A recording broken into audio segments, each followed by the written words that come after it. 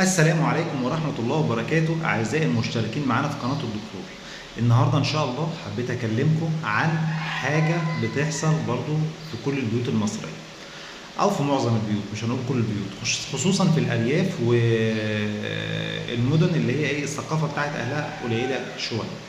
إيه اللي بيحصل يا دكتور خليفة؟ دلوقتي إحنا كنا قاعدين في استقبال المستشفى عادي خالص في النبطشية، لقينا داخلة بطفل عنده حوالي 10 سنين. قالوا لنا الحق يا دكتور، الطفل دوت شرب كلور، تمام، او شرب بنزين، حد تيجي شربه بنزين، او شرب جاز، تمام، او شرب حاجه اسمها بوتاص. البوتاص ده ماده كاويه برضه.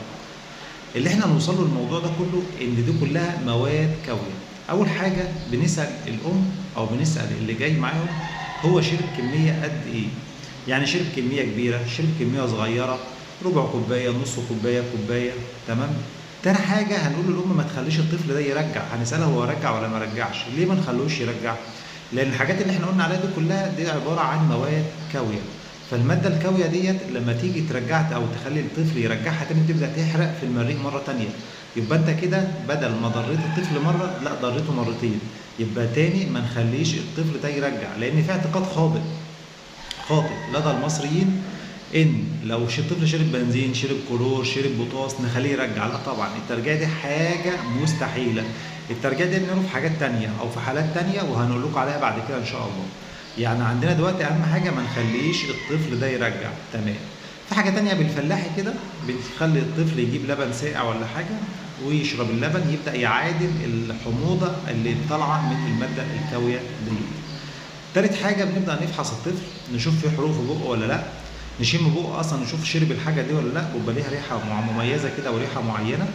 نبدا نشوف الضغط بتاع الطفل، نشوف النبض بتاعه عامل ايه. نبدا نشوف الطفل برضه، نسال امه هو رجع وما رجعش بعد الموضوع دوت. وبعد كده نبدا نديله حاجه تريح المعده شويه، تمام. لو الحاله العامه بتاعت الطفل مستقره والضغط بتاعه مستقر والنبض مستقر وكل حاجه مستقره، هنبدا ندي الطفل ده حاجه للمعده، دواء للمعده، ونبدا نديله حاجه عشان ما يرجعش، ونقول له الام نتابع الطفل بعد 24 ساعه.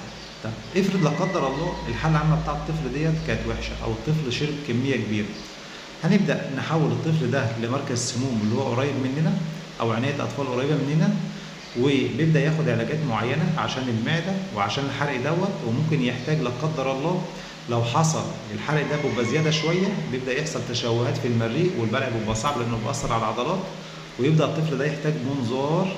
وده حاجه طبعا ربنا يعافي الجميع في الحالات تبقى معقده شويه او الحالات الشديده.